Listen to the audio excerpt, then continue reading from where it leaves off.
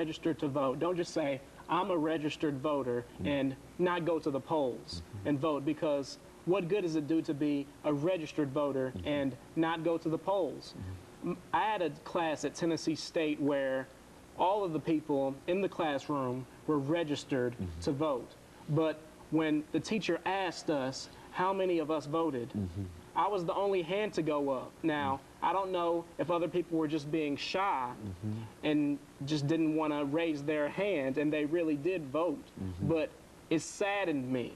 It saddened me to think about I was the only person in the class to vote. And us being black, African American, I think we of all people need to vote any chance that we can. And I think, Brother Kimbrough, you've already indicated that in terms of Selma and all of these other places, that these were actually downright denials of individuals to participate in the process. But what he's talking about now is that there seems to be no denial of that participation, yet these young people still don't seem to want to vote. What can you say in reference to that? Well, I think that one is we need to insist when we have this 1 month out of the year of Black History Month, the teachers need to stop opting out talking about this is Human History Week. It's Black History Week. It's Black History. Why do I need to try to change, clean up something that's there? That's a part of history. It's Black history.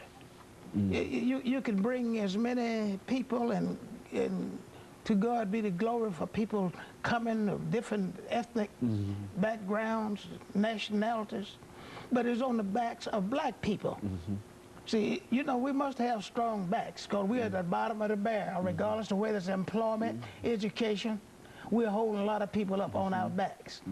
But since that's what got us where we are in terms of whatever advancement we have made, let's keep it rolling and registering people, teach our children that we have to have this lever and we can pull it on election day. Don't have to argue about it. We've fought and died for it. So, but register and vote. Now, I think it's unfortunate.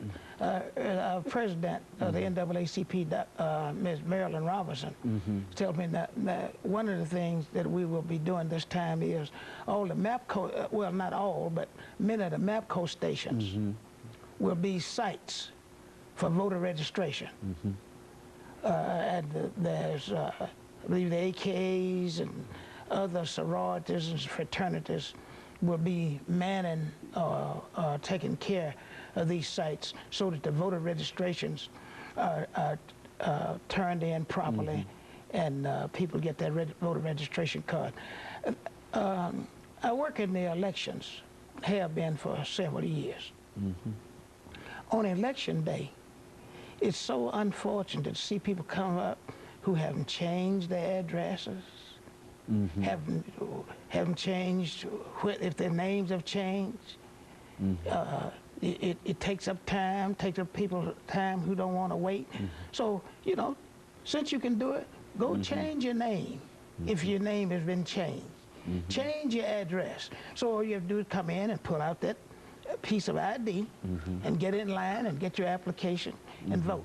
And so what we're saying, Reverend Waddle, is Dr. Kimbrough is explaining, is that we've got enough time. There's enough time now between now and the next election, whenever that might be, which is to say that if we miss this November 8, 2008 election, that there will be another election, but whatever election occurs, that the individual always has time before that election to register and do everything that's necessary so that when it comes time to vote, they can get out and actually participate in the process. Is that what we're saying? Yes, sir.